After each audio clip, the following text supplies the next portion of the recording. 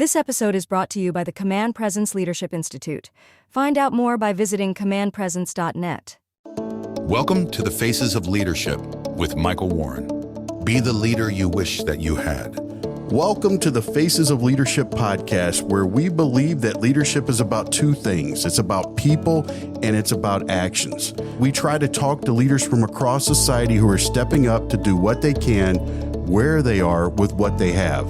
The question is, what can we learn from them? And what can we learn from each other as we strive to be the leader that we wish we had? Hello, my name is Michael Warren, and I'm your host. Thank you for being with us today. As they say in the industry, we now have one episode in the can. So welcome to episode number 2.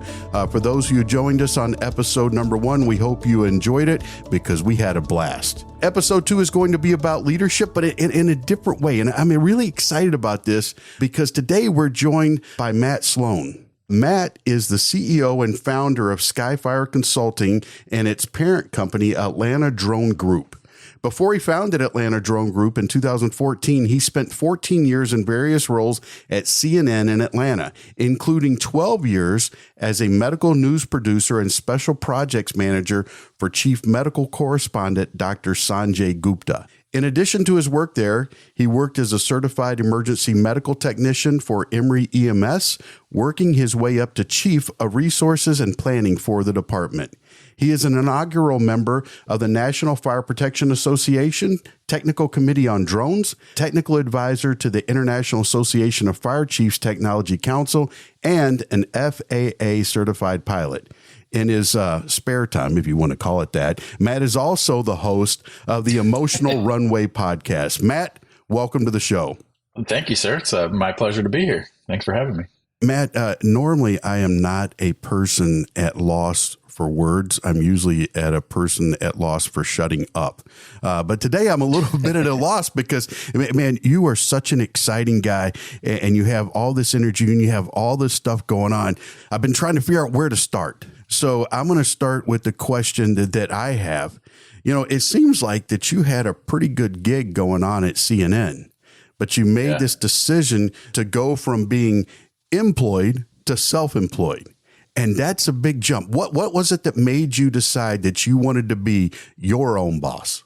Yeah, it's really interesting. You know, I actually get this question a lot from people at CNN, like, what made you decide to take the plunge? And, you know, I think it was just, I was getting to a point in my career where I could either, you know, sort of double down on the journalism side of CNN and really go chase the big stories. I could double down on the management side and really go that route, or I could go out and start my own thing. And, you know, we were just about to have our first baby. And, you know, I just was like, this just isn't it for me anymore, you know? So it was time for me to kind of go start my own thing. And I'd been thinking about it for years. And honestly, it was at the time before, you know, the Affordable Care Act, the biggest thing keeping me at CNN, honestly, was health insurance and knowing that we were going to have a baby and my wife was going to get pregnant. And, you know, as soon as I was able to jump and go get Obamacare, you know, I did that. So January 1st, 2014 is when Obamacare went into effect, and January 3rd was my last day at CNN. So that's what made me take the plunge. Now, when I took the plunge, I didn't know what I was going to do, but that's why I took it. Well, Matt, you seem like a pretty daggone smart guy, but it sounds like you chose to do two of the most stressful things that a human being can go through, and you chose to do them simultaneously. You're going to have a baby and you're starting a business, but it also had to be one of the most exciting times of your life because there's so much promise out there, the promise of new family members and a promise of your own business. How did you balance that whole idea of excitement, but there's also the stress because you know what, if it doesn't work, it's on you. Yeah, you know, it's one of those things where we actually we didn't know my wife was pregnant until 10 days after I left CNN, but we knew we were trying. So, you know, it was not a huge surprise, but, you know, it was really more of a lifestyle thing for me. And, you know, I think the problem, CNN gave me a lot of amazing opportunities and I had a blast and I got to do all kinds of crazy stuff and scary stuff. And it was unpredictable. And so, you know, you're sort of at the mercy of news. And, right. and I wanted something that was a little bit more predictable. What I didn't understand at the time, and this is, I don't know which shark said this, but to quote somebody from Shark Tank, it was entrepreneurs are the only group of people that'll work 100 hours a week so they don't have to work 40 hours a week. And that could not be more true. I had no idea what I was getting myself into, but I'm glad I did it. You know, it's been almost 10 years to the day since we did it, and it's been a roller coaster for sure. Well, then the next question I'll ask you is, why drones? What was it that drew you to that particular field there? So it's actually really interesting the way that happened. When I left CNN as a full-time employee, I was still there as a freelance employee. So I didn't completely take the jump, but it was still scary. I was still working on a freelance project there where we were helping people who wanted to get their lives in order and get fit and, get healthy, get their lives together. So we went out and we trained them for 8 months to do a triathlon, following their journeys all along the way. I was able to keep that project as a freelancer. So I was pretty excited about that. But as I was going through that project, one of the things that we had trouble with was shooting video of them while they were swimming. And so I said, I'm going to go get a drone. That'll be, they were really new. And I went and got the drone. And then a friend of mine at CNN had asked me, hey, we got a request from somebody who's teaching a public information officer class for public safety for somebody to come in and talk about how CNN covers major news stories. And with my EMS background and my technical background, he thought, he's like, hey, why don't you go do it? So I did. And the day before that talk was the day I got that drone. And so I went down there and I'm showing all these guys, hey, I got this new, flying camera that we can annoy you with now. I had four fire chiefs come up to me after that talk and they said, hey, how do I get that for my department? That could really be useful for us. And I said, oh, you know what? I have no idea, but I'm going to figure it out and get back to you. And that was the day that we started Skyfire. It was May 15th, 2014. The use of drones is interesting to me. My background's in law enforcement, but I remember we would go on high priority fire runs in my jurisdiction. And I remember there was this fire at an apartment building, a 2-story apartment building. You've got the ladder truck out front and it's shooting water right on top of the building. Except when me and my partner ran around, they weren't shooting it on top of the building. They were shooting it over the building, the forest behind the building. And it's just that different perspective has to be incredibly valuable for a variety of industries. I know a little bit about your company. I know that you do training on the law enforcement side, and I know that you do training on the military side. But one of the things that I never considered, because I'm an idiot, is how valuable drones are on doing inspections on power lines and on towers. And as a guy who's scared of heights, but I love to fly, that's like the perfect tool for somebody like me when you're talking about inspecting heights. Yeah, no, absolutely. And, it's funny because you talked about perspective and, there was a sort of a mantra around the company for a little while that, we're not selling drones, we're selling perspective. Right. And I had almost exactly that same experience that you had at the fire scene. So my local fire department, I had offered to kind of help them. This is, a bunch of years ago, I had offered to help them be their drone guy. And so, there was finally a fire call in the area and they forgot to call me. But my intern happened to be driving home from work and he said, hey, by the way, there's a huge house on fire. Maybe you should run over there with the drone. So I did. And they were like, oh, yeah, we forgot to call you. So anyway, we put the drone up and almost that exact thing was happening. They were shooting their master stream into the air and it wasn't hitting the house, let alone the fire. We were able to see that on thermal imagery. And then immediately you see in the camera, they turned the stream to hit the fire. And then all of a sudden, it started to hit the right place. And it was like a light bulb moment for all of us because it was the first, raging fire that I had ever worked with the drone.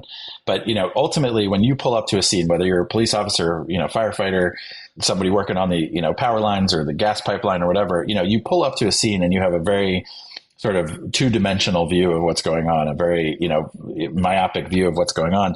And of course, we're all taught as EMTs and firefighters, got to do a 360, go walk around the scene, see what you're dealing with. But sometimes that's not possible if you've got woods behind the scene or, if your scene is multiple acres, you obviously can't do an effective 360 survey. And so, putting the drone up in 20 seconds gives you all the information you need. And then it helps you direct your response. So, it's not meant to replace anybody on the ground, but it is definitely meant to give you better information and that's, or better perspective. And that's what we do. To me, as a lay person, it also seems safer. It makes it safer for the people on the ground. I mean, but to try and get that type of perspective through a person would be dangerous. But I can put a drone up and it makes it safer for everybody involved. Yeah, we always say, let the robots do the work, right? Like if you lose $1,000 piece of plastic rather than getting an officer shot, that's worth it all day long, right? I mean, Absolutely. There's so many stories now. I mean, like I said, we've been doing this for 10 years. The industry has been around maybe 11 or 12, so not a whole lot longer. But, there are so many stories of we sent a drone in instead of a SWAT team. And not only was it safer for the SWAT team because they didn't have to go into harm's way, but it was also safer for the suspect because he didn't get shot.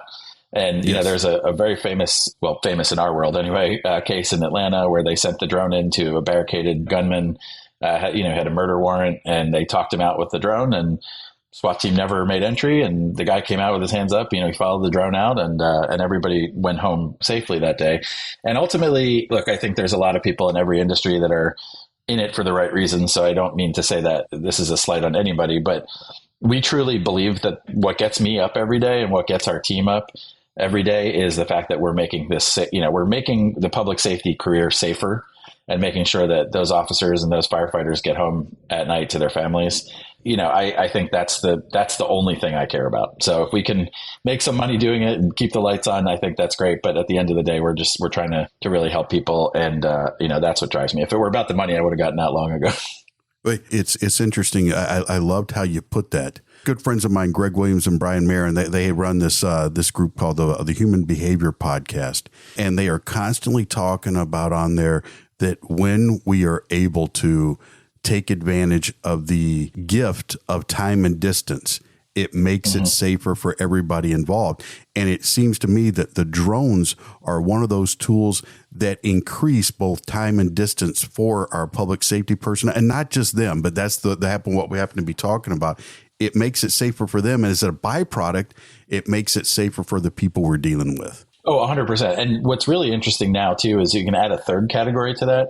It also helps with resource efficiency. And so, there is not a police department in this country that is not under-resourced, not even because they don't have the budget, because they just can't hire people. No, people don't want to do the job anymore. And I certainly understand that. And so every department, and this as a cop yourself, is you may have, 20, 30% of the jobs that you can't hire. How do you use the resources that you have effectively? Well, one way is you can make everybody work overtime constantly, and you can, get everybody exhausted and burnt out. Or, if you think about this concept of the drone first responder platform, and I know you've talked about this before, but, when we can send a drone to all of those check person, check vehicle, check open door, check fire alarm, on average, about 30% of police calls are calls for service. And we have found over the course of the trials and the testing we're doing for this drone first responder model that we can effectively cancel resources on about 30% of those calls. So if we can cancel 30% of the 30% of calls that are for stuff like that, you're effectively letting the officers go do the things that are more important. And one of the events that occurred in the area where I live, where that concept of the drone as the first responder really hit home to me. The Detroit police, they responded on a trouble complaint, and there was a man there, and this guy had a gun, and he started firing at the first officers that arrived on scene, tragically killing one of the officers while still in the vehicle. And when I heard about this concept, man, being able to send in, as you put it, a piece of plastic first. And if they can gather that intelligence and it be relayed to the responding officers, they probably would have made a different approach. And they didn't do anything wrong. I'm not saying that, but it would have been safer for them if they would have had that intelligence available to them, even if the guy shoots it. Much better that drone than that cop. Yeah. Yeah. So what? I mean, look, this is, and I don't mean to get political in any way with this conversation or place blame, but the Tamir Rice case in Ohio is the one that stands out to me. It was a kid in a park playing with a gun, a toy gun. 911 gets called. And all 911 hears is there's a guy in the park with a gun, and the officers come in. They shot him and killed him 3 seconds after they stepped out of the vehicle. So we don't know exactly how long it took them to respond, but the average response to a priority 1 call in Cleveland is 8 minutes. So if I had gotten a drone there in 2.5 minutes, that would have given them 6 minutes before they stepped onto that scene of knowing exactly what it was, and they could have made a different decision there. Now, again, not to place blame or anything like that, but it's a perfect example of how, a drone, even a minute or two faster, and we're talking on average, within 1 mile of the public safety complex where we launch from, and a lot of the tests that we've done, we're talking about getting there on average 2.5 to 5 minutes faster than the first in officer. That's a lot of information. There's a lot of stuff that can happen in that. Again, the gift of time and distance. And I want to point out that what we're talking about isn't theoretical. This stuff is in practice in several jurisdictions. And my understanding is they're having great success with it. Matt, I'm a numbers guy. I like numbers because numbers tell stories. But one of the problems with numbers is it's very difficult to show what has been prevented. Yeah. Absolutely. That's what this program does. It prevents it. But how do we document it? And so I would encourage our listeners that if you're in a decision maker spot for one of these agencies, you have to think about these variables and understand that you may not be able to put an exact number on it. But one thing we can do, we can put numbers on the number of calls we're able to cancel officers responding to, because we can deploy that and find that this right here is not what it came out as. Yeah, well, perfect example of this, and it's a dumb example, but it's a good one. We were flying some trials for a department, and there was a call that came out that there was a woman unconscious in the parking lot of a Little Caesars restaurant. We got the drone there in 60 seconds, and we were able to get on the radio and say, not only is she not unconscious, she's very conscious. She's sitting in her vehicle, she's eating pizza, and it's pepperoni.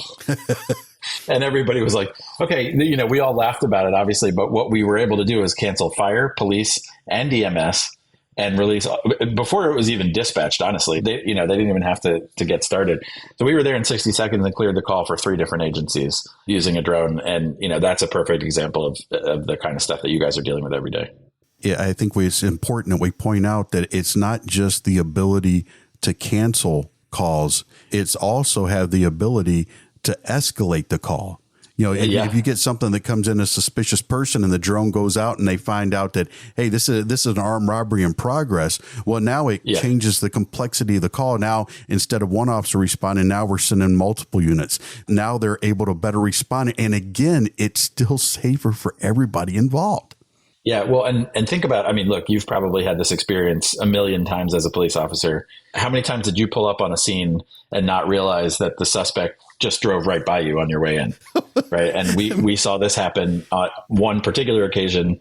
We ran a call and we were there 2.5 minutes before the first in officer. We saw the guy running out of the house. We saw him jump in his vehicle and drive around the block, and he drove right past the cops as they were coming in. And so we were able to say, hey, he's right there. He's in the white vehicle. Yep. They never would have found that guy. It was not an important call, but the point is, it gives you that perspective. It gives you that ability to time shift the incident and slow everything down. And that's, going back to the Tamir Rice case, you don't often have the luxury of time when you're going into these things, right? You, as an officer, it's either me or the suspect, right? If they've got a gun pulled on you. And this allows you to slow that down, right? It allows you to know exactly what you're walking into, or more importantly, what you're not walking into. Allows you to adjust your response, allows the command staff to be able to see what's going on out there and give you support as needed. So yeah, it's honestly, it's life-changing. And then something we haven't even talked about, right? Going back to my EMS career, is what happens if you don't just put a camera on that drone? What happens if you put a defibrillator on it, or an EpiPen or Narcan? And now all of a sudden we're talking about, look, the out of hospital cardiac arrest survival rate in this country is under 10%. Which means if you have a cardiac arrest outside of a hospital, there is a 90% chance that you won't survive. If we can get there within even 6-8 minutes, which is not great, but 4 would be better.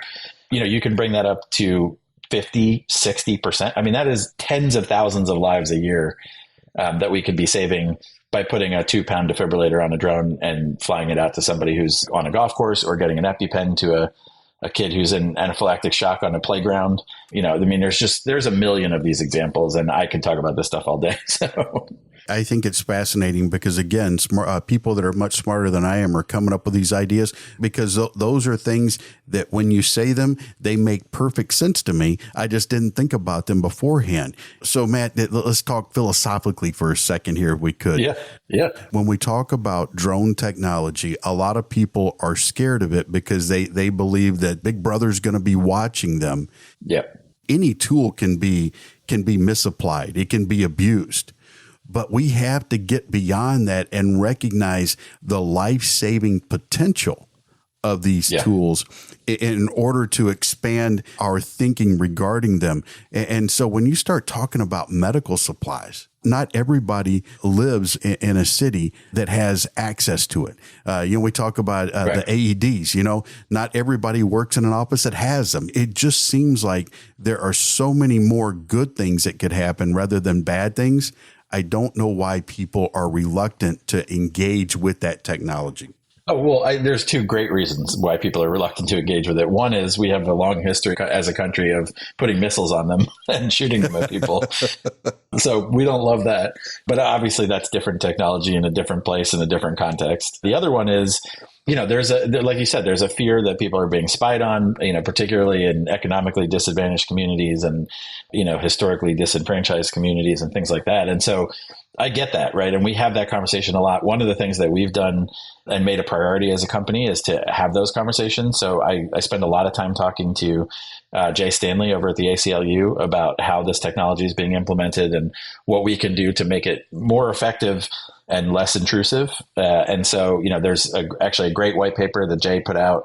I wrote a companion article to go with it, just talking about this stuff. And look, it's like anything else, right? I mean, more cameras means more accountability for the officers, which is usually a good thing, but it also means more intrusion and there's kind of a slippery slope argument there. So one of the things that we say, and we tell our agencies to explain to their constituents is, this is a response to a 911 call. If somebody has called 911 and asked for help, this is just another tool. We're not using it for patrolling. We're not doing, proactive surveillance. We're not going around looking for the weed growing in people's backyards. That's not the point of this. Also, something we like to explain and show people is these things can't see through windows. They can't see through walls. This is not Predator, right?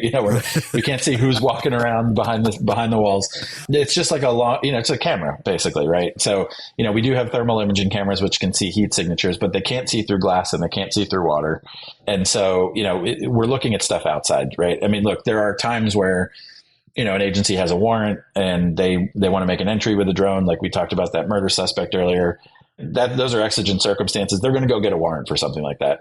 99% of what these drones are being used for are things that are happening on the street, domestic violence, car accidents, things like that. And so we tell agencies, you got to be really transparent about that. And that's not something law enforcement agencies love doing, being transparent about their technology. But, Chula Vista Police Department, which is where this all started, has an amazing website, and many of the other agencies do, where you can go and you can see every single call that they ran. You can see the flight path. You can't see the video, but you can see the flight path. You can see their response times, which, by the way, their average response time, last time I looked, was 116 seconds, which I don't know. Wow. I've never called 911 and gotten anybody here in 116 seconds. But more importantly, 30% of the time they were able to cancel the response of the responding officer. So that's officers' lives we're not putting in danger, citizens who are not coming into contact with law enforcement. And then I forget the exact percentage, but something like 30% of the time they were able to assist with an arrest because the drone was there. So we saw where the guy threw the gun, or we saw the guy throw the punch, or the gal, throw the punch, whatever. Yep. There's a great one out in Chula Vista where a lady's driving around trying to hit her boyfriend or husband on his motorcycle. She's using her car trying to knock him off the motorcycle. And they wouldn't have seen that because they were driving through the streets of Chula Vista. So, it's all that kind of stuff. But, the key there is making sure you're accountable, making sure you're transparent, encouraging people to ask questions up to the point where you share the video, because that's obviously in and of itself a privacy concern. But that's the kind of stuff we're talking about. Using that case as an example right there, unintended benefits of that motorcycle, right? Now you've got evidence that can be used in court. Oh, we watched the crime happen. You're right. So as you've got this, the chances of that case going to trial are very, very small, because without the recording, hey, it's his word versus her word that She was trying to hit him. I wasn't trying to hit him. I was just trying to follow him. And now you've got something that's being contested, where with the video, you don't have that anymore. So now we're saving public resources. We're reducing the docket of the court so that we don't have a backlog of it. And that right there doesn't even get attributed to the drone, but it's a direct result of the drone being there. So, yeah, absolutely. No, it's an amazing tool. And look, over the last 10 years, we were duct taping GoPros to these toy drones and just trying to see what we could see 10 years ago. I just came across my video of doing exactly that. Actually, it was pretty funny. And now we've got, drones that can fly inside houses, and we've got ones that can fly through pipes, and we've got thermal cameras, and package delivery and all kinds of crazy stuff. So, watching where this industry has come in the last 10 years has been incredible. And now we're getting into the era of AI and machine learning and, autonomy and all that kind of stuff. And so the advances that are going to happen in the next 10 years are going to be incredible. And honestly, they probably won't be hardware. It'll be software and sensors and things like that. So, the drone is the drone. It's a flying tractor. So, but it's going to improve the quality of the decision making of the people who are using the drone is what that technology is going to end up doing. Absolutely. And I think we should point out for our listeners here, hey, it's not just the good guys who are using drones. Bad guys use drones too. If you go and you look at the number of drones that are flying over prisons and dropping contraband into it. So, the technology is what it is. It's how it's used. And I think that if we're intentional about it and we're transparent about it, then the technology can be used effectively and for the good. Yeah, well, and honestly, I think the biggest example of this right now is watching what's going on in Russia and the Ukraine. Nobody expected this, but this is how wars are fought now. So, on both sides, you've got people who are flying, home built, $500 worth of parts, drones that are carrying IEDs. And, you've got Ukrainian, I don't know if they're soldiers or not, but, Ukrainian people flying a $500 drone and blowing up a $3 million Russian tank. It really, talk about asymmetric warfare, right? That's like, there's some incredible lessons being learned over there. There's some incredible progress being made because of GPS jamming and, how do these things operate in GPS denied environments. And I think we're going to learn so many lessons from what's happening in Ukraine. It'll be incredible to see what comes out of it.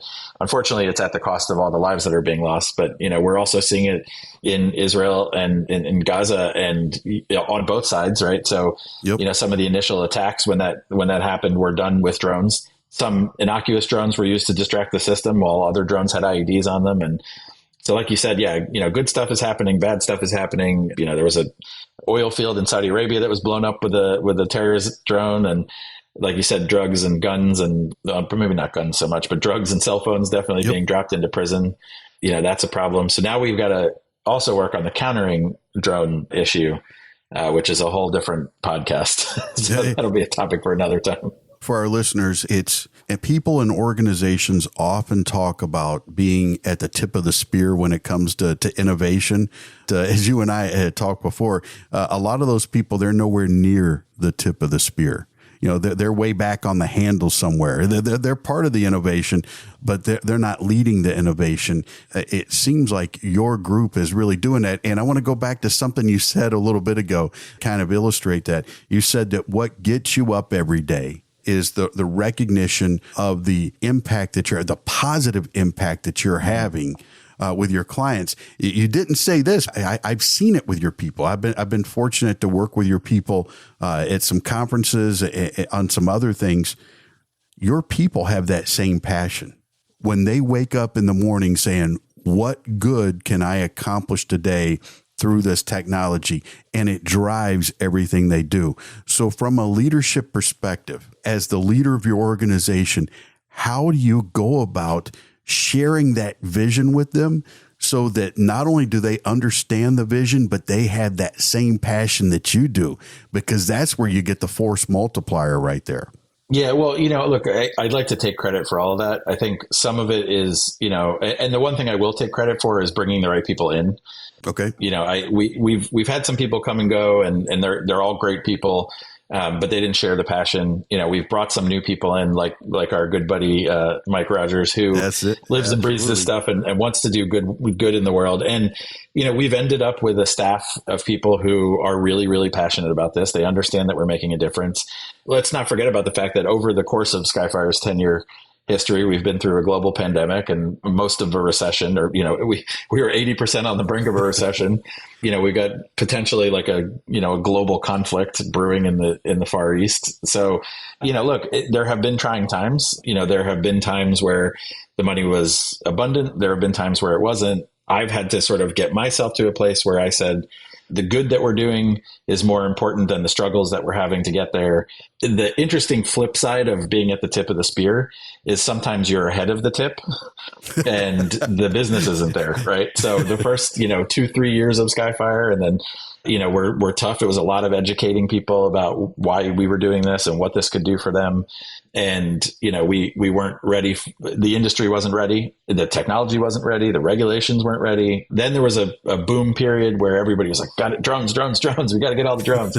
And then COVID happened, right? And then some agencies went and said, okay, that's, we got to cut that because that's just extra stuff. Other agencies said, hey, we can't do as much right now because of COVID, so let's get more technology so that can help us. But a lot of what we do is in-person training, which of course, suffered a lot during COVID. So look, there have been ups and downs. And I guess my point is that if you pick the right people, you surround yourself with people that you can trust and that will take the mission and do it 150% without you having to ask. I think that's a lot of the secret, right? I mean, once a week, rah, we're going to, save the world. I'm sure it doesn't hurt, but I'm not sure that it helps tremendously. But I think picking the right people, putting them in places where they can succeed and can take, advantage of their full potential, I think is really important. And I think that's what we've been able to accomplish. And that's frankly what I'm most proud of. Well, again, from a leadership perspective, I think one of the things that leaders are often reluctant to do is release those people to use their full potential. It comes back on you. I mean, ultimately, you're responsible for the company. That falls under what they do. You're responsible for it. If leaders try to hold their people back and don't let them be able to go out there, and I hesitate to use this word, but leaders have to be willing to allow their people to fail, not fail catastrophically. Listen, you can't be an innovator and not have failures. Yeah, you Absolutely. Just can't do that. No, and it's interesting too, because I've gone through this personal journey, and you talked about the podcast that I started, Emotional Runway. I've gone through this personal journey of feeling like, why is there not like $10 million in the bank account, right? Why? Right. Some days, like I said, it's feast or famine, right? So some days we're making great money, other times we're not. And I've had to go through this thing of like, well, maybe I'm mismanaging, or maybe there's some kind of failure here. And ultimately I've done a lot of work on myself and just trying to understand failure and why things don't work and how people make decisions. And what I found almost universally is there is not a single successful person that I have ever listened to a podcast about or read a book about that didn't have a tremendous amount of failure getting to that point. And the key is you got to use that failure and learn from it and build on it, because otherwise it's just failure, right? It's wasted effort. Failure is going to happen, and move fast and break things, right? Like that's what Mark Zuckerberg says. You think about the bird scooters and things like that. They were like, we're just gonna move fast. We're gonna put bird scooters everywhere, and if the cities don't like it, then we'll talk about it. But you got to just put yourself out there. You got to go make aggressive moves, and I think that's been part of our success, is just not being afraid to be in front of things. Not being afraid to talk about this stuff, our successes and our failures. And then the other thing is just being nice to people. That's like, honestly, as cheesy as it sounds, like it comes back to you in spades. If you're there, if you're willing to be helpful, my customers know that they can call, they have my cell phone number. We've worked with 1,000 agencies, but almost all of them know how to get a hold of me. Right. And if you got a problem, and you call, right? You call me, you call Mike, you call Bruce, Jake, Justin, VJ, all the guys on my team.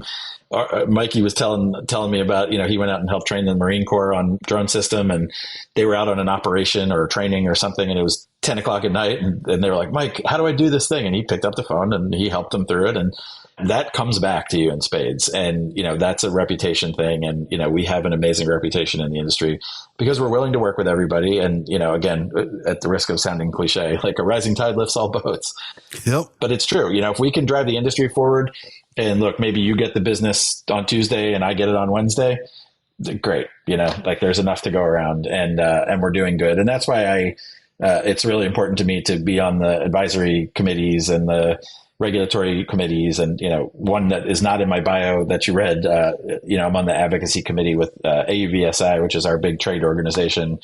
I was up in DC this week doing some stuff. We went last year as well, and went up and spoke to congressmen and senators, and, just sharing with them, like, this is the real impact of the stuff that you guys are talking about, finding ways to creatively fund things and defund other things and, all that kind of stuff. So it's a hat that I take seriously, and I love doing the outreach and the advocacy as well. Going back to your podcast, you and I talked, and that was one of the tools that you used to better yourself, to get through this. Because let's be honest for our listeners here, you go from a job where you're getting a regular paycheck. Yeah. Not only do you go and you take on something where the paycheck is dependent on the business that you had that week, and then you start hiring people.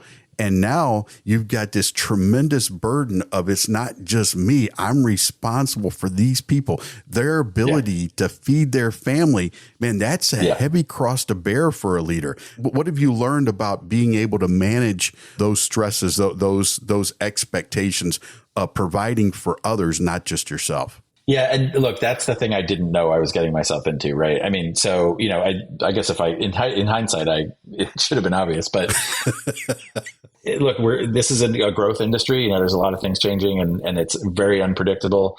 And so like I said, we've had good times, we've had bad times. Yeah. But I didn't expect the mental toll on me was going to be as great as it has been. And I'm not ashamed to admit that. I mean, that's, I think I told you about a year and a half ago, I was pretty much on the verge of a nervous breakdown, and it was right in the heart of COVID, and I just didn't know which way was up. And frankly, I was like, I don't see a way through this. To their credit, I have some amazing investors. I have some amazing mentors. They were all able to say, yeah, this shit is hard. Sorry, pardon my French, but yeah, this is hard, and the thing that makes the mark of a good entrepreneur is, you fight until the very end. And you take every possible path you can take to get to where you're trying to go.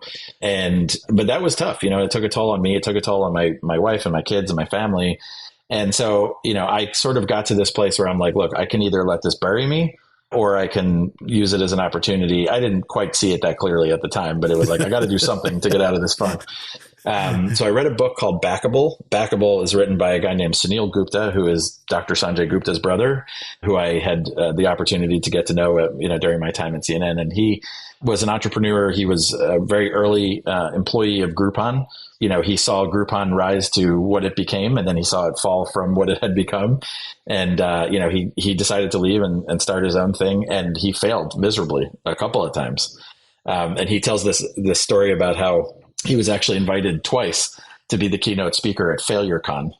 And he went up and gave this keynote speech about failure. And he said, not only that, but the New York Times was there, and they wrote a huge article about failure, and it had Sunil's picture right on the front page. So he's like, I was literally the poster child for failure. You got to take that and you got to learn from it. And he went out and wrote this book and interviewed hundreds of people who had been successful, had been failures, and then became successful, and figured out, what does it take to do that? In that book, there was a chapter called Emotional Runway. And the point of that chapter was talking about, as a business owner, we all talk about fiscal runway, right? How much money do we have? How long can I go before we're going to need to raise more money, or before it's going to all go boom? And so we always talk about, I got 6 months of runway, or I got 8 months of runway. But we never talk about the emotional runway, right? You can have all the money in the world, and if you are emotionally incapable of running your business, it's just as bad. And so I just something clicked in my brain, and I was like, this is what I'm going to do.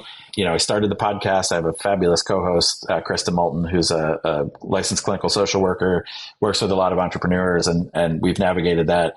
We finished the first season, and then I had to come back and kind of focus on the business for a while. And then, we're going to go back and do a second season. But it was really enlightening to talk to a lot of people about this and just figure out that, look, you're not alone, but you feel like you're alone because in the business world, nobody ever talks about how hard this is. We all go to LinkedIn and we're like, look, I got a $2 million contract, or I got, everything's awesome, because we want to project that to the world. But it's also okay. And this was sort of what I did, was I went to LinkedIn and said, I'm here to tell you that things are not good, right? I'm struggling, but instead of wallowing in it, I'm going to do something about it. And I want to start this community for entrepreneurs who need mental health support. Admittedly, I haven't had enough time to work on it as I'd like, but someday. But just having the conversation, and everybody I've talked to has said, yeah, you're right, these resources really don't exist. So, that's what we did with it. Well, it's interesting because entrepreneurs, they really are in a niche class.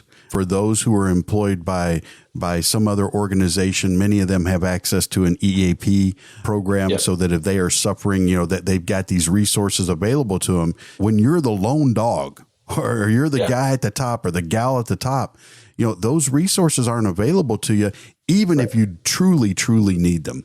Well, and we don't want to talk about it because we don't want investors to think we can't hack it or that there's something fundamentally wrong with the business. And that's why we're struggling. But the truth is, like, even if your business is going great, like somebody can hand you a check for $20 million and then you got to go hire 200 people and manage an organization of 200 people when, frankly, all you're capable of doing from your own skill set is managing 5 people. Like that's as much of a stress too. Or, hey, I got this $10 million contract for the Army or something, and I've got to deliver on it next week. And we're not ready, so that success can be stressful too. And I think we just don't appreciate that. And I think, we have to talk about the struggle. We've done a good job as a society of trying to normalize mental health struggles, but this is an area where we haven't normalized it at all. And so, entrepreneurs need to understand, like, you are not alone. This is really hard. Even if you're doing well, it's really hard. Sometimes even harder if you're doing well. And there needs to be some resources for those people that they can take advantage of. And so, I think that's really critical. It's something it's another thing I'm passionate about. This is why you become an entrepreneur, right? Because there's like too many things you're passionate about, and CNN couldn't keep me in a box, So one day I'm going to go start the, emotional support business for entrepreneurs. But today I'm focused on drones. So I admire the fact that you're willing to be transparent about that, because the truth of the matter is, just like your passion is contagious for the people that work for you, so is depression. Yeah. And so is that doom and gloom. So when you're willing to stand up and do it, if your people are feeling that way, they're more likely to say, hey, you know what? I really need a little help right now. And we're much better off as a society. You're much better off as an organization, and the individuals are much better off. And to be honest, I've been very transparent with the staff. Like when I was going through that, we got a meeting together and I said, look, I just have to tell you guys, I'm not doing great right now. And I need, I'm not sure what that means. At the time, it was 12 people working for me. I had 12 people's salaries and 12 people's livelihoods on the line. We racked up a lot of debt during COVID, like everybody did, and all the debt was in my name, right? Right. So you can't just walk away. That's not really an option either. But I said, look, I gotta figure out a release valve here. I found it in the emotional runway work, but I was honest with the staff, and they all said, look, man, we got you. They all stepped up. Every single one of them stepped up. They said, what can I take off your plate? Take a week off. We'll figure it out. We made it through the other side. We're growing again. Things are going well. And, it's, I think, a testament to, frankly, first and foremost, my wife and my kids, who supported me through this unbelievably. And then also the staff who supported me through it. And they're like, look, we got you. We're here for the long haul. And you know what? Look, if it all goes to shit, then we're all going to shit together, and we'll all go find other jobs and support each other. And so I think that's really important. But that's a testament, though, to your leadership, that your people are willing to do that and follow you like that. So I commend you on that. But you did say things are looking up. In fact, I actually saw an announcement here recently where there's something going on in Huntsville, Alabama. What's going on? Yes, sir. So we just launched what we're calling the Rise DFR Village. And so the quick sales pitch on that is that, when you want to start a drone first responder program as an agency, the move is always fly out to Chula Vista and go see what they've got going on out there. And that's great. And we totally encourage people to do that. We work with Chula Vista. We stay in touch with them. They're all great people, but they only have one version of it, right? So there's one type of drone and one type of software. Their city is a certain size and they have certain topography. That doesn't work for everybody. So what we decided to do was, hey, let's build a place where we can have all the drones and all the software and all the different types of calls set up in scenario, and come out and see what works for you. So kick the tires on all of them. And it's almost like a showroom or a model home for DFR. Right. So, we had this idea. We work really closely with the University of Alabama, Huntsville, and the airport here in Huntsville and Huntsville Police Department. And, the last place that you want to go build a drone testing facility normally is at an airport, but they already had committed to doing drone testing on this.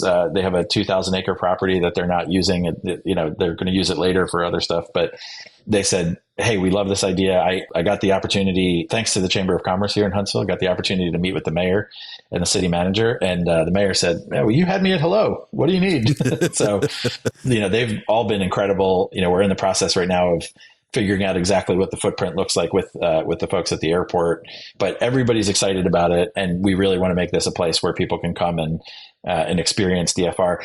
It's also free for all the end users. So I have to give a big shout out to the vendors that are coming out. They're financially sponsoring all of it so that it's free for the end users. And we're very excited about, keeping it free because I know the budgets are tight. So yeah, you can go to dfrvillage.com is where we have all the information about that site. We're going to be doing training. We're going to be doing demos, all kinds of different cool events out there. I'm trying to convince the airport to let us put a paintball course out there too. But I haven't gotten there yet. So we're working on it. But there's some really cool stuff here in Huntsville. And I will take this opportunity also to give a plug for Huntsville because almost everybody I talk to is like, Huntsville, Alabama? Like why Alabama? What are you talking about? It is the home of the space program. So Dr. von Braun back in the 50s, and they built the Saturn V rockets here. NASA Marshall Space Flight Center is here.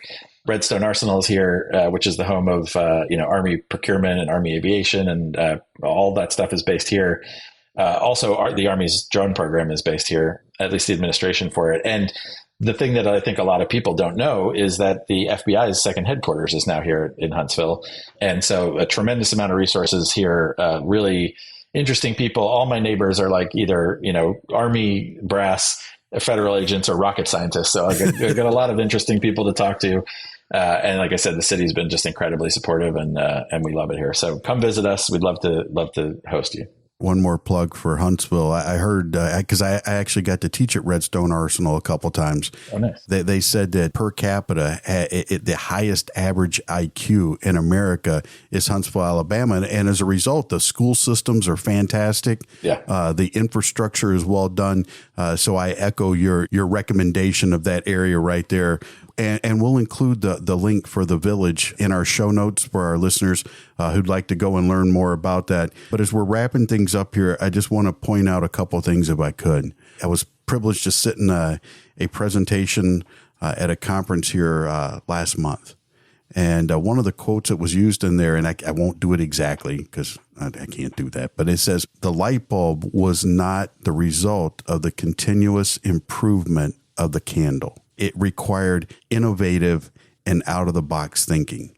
For agencies and folks, we're talking about law enforcement and fire and stuff like this, but I want you to think outside the box for whatever type of organization that you're running right now. How can this type of technology make it better? How can it make it safer? How can it make it more efficient? And I think if we start thinking like that, we're going to find that this technology, we've only scratched the surface. And Matt, you're at the forefront, man. You're doing this thing. Yeah, no, and it's a really interesting point. That's a very poignant quote. I've never heard that before. One of my very close friends is a guy named Coit Kessler.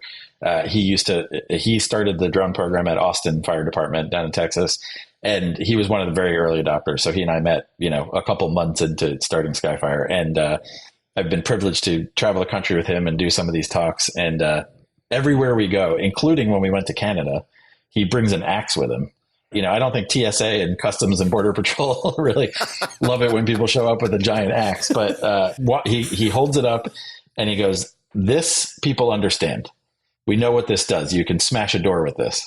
And then he holds up a drone and he's like, "This people don't get." Right. And so to that point is like, when the thermal imaging camera came out for the fire service, everybody was like, "This is a toy. I'm never going to need it." Now there's one on every single fire engine. It's the same way with drones, right? It was a lot of people going, "This is a toy. We're never going to be able to use it." And it can be, the drone racing stuff is really fun, but it can also be a really important tool. And I think that's a really great point is that, we're not just iterating on the old way of doing things. This is a totally new way of doing things. And that's scary for people when they're used to the old way. And to your point, I really encourage people to kind of think outside the box on this. And every other thing, things are changing. Like things are accelerating at a pace that none of us can fully understand. So Matt, I just want to say how much I appreciate people like you that are innovative, they're passionate, but they're willing to share both. And that to me is what a leader does. In closing, if you had all the entrepreneurs in a room in front of you right now, and you got to give them one word of encouragement or one word of caution, what would you tell these entrepreneurs or people who are about to become entrepreneurs that's going to help them along that path? Use somebody else's money. Oh, wait, no, sorry. That's the second thing I would tell them. No, that's important too. Don't Don't gloss over that. Definitely don't use your own money. No, but I think actually, I've never really given that a lot of thought. But the first thing that popped into my head was humility. I have seen a lot of entrepreneurs who think they're God's gift to humanity, and sometimes they are. But the ones that truly are the ones that are the most humble about it, and the ones that are willing to share, the ones that are willing to bring in team and boost their team, not take credit for everything they do to boost themselves. And, as I said, I couldn't have done this without my team. So I think humility is one of the most important, if not the most important qualities about a good leader. And, setting other people up for success and being able to share in the success with others as well is critically important. And like I said, all these podcasts that I listened to and all these books that I read, the people who are really, really successful and the people who have really changed the world are the ones that are humble about it, are willing to share, are willing to meet with any other entrepreneur and tell them the secrets. And that's a great point right there. And I talked about it in the introduction. Leaders are people stepping up to do what they can, where they are with what they have. And that's what you've done. So thank you so much. I know you're a busy guy. You're all over the place. Thank you for allowing us to sit down and talk. I enjoyed this conversation. We're going to include links to your websites, to your podcast, and other things related to this. I'd love to get links to the white paper that you referenced in here, the companion piece. We want to put that in the show notes for those people who want to take a deeper dive. We'd love to do that. At some point in the future, we'd love to have you back on as a repeat guest to talk about how things change, because 6 months from now, it could be completely different. It could be, and I'd be honored to do that. So I really appreciate it, Mike, and it's always a pleasure to talk to you, my friend. Very good. And folks, thank you for joining us today for episode number 2 of the Faces of Leadership podcast. If you haven't listened to episode 1, go back and listen to it. There's some really good things in there. But as we close, remember, folks, and I encourage you to be intentional about this, be the leader you wish you had.